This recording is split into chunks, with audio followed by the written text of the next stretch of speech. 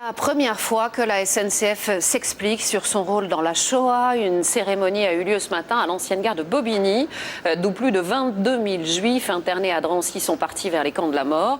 Un mémorial y sera bientôt construit et la SNCF exprime des regrets, même si les trains étaient bien réquisitionnés par les nazis. Cette reconnaissance d'une page sombre de l'histoire n'arrive pas par hasard. D'importants contrats sont en jeu aux États-Unis. Valérie Lerouge, Philippe Jasselin.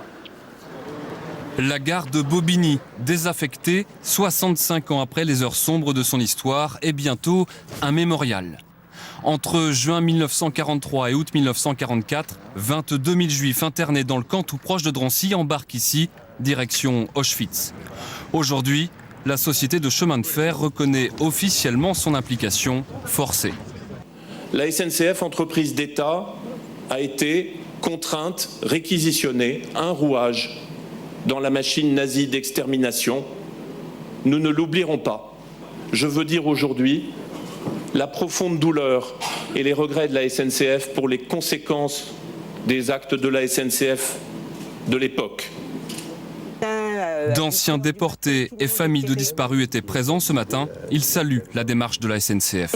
Il faisait très beau, le ciel. La volonté qu'on en parle, qu'on ne cache pas les choses et qu'on se rende compte de ce que ça représentait, que tous ces juifs qui sont passés par là ont été, pour la plupart d'entre eux, ont disparu.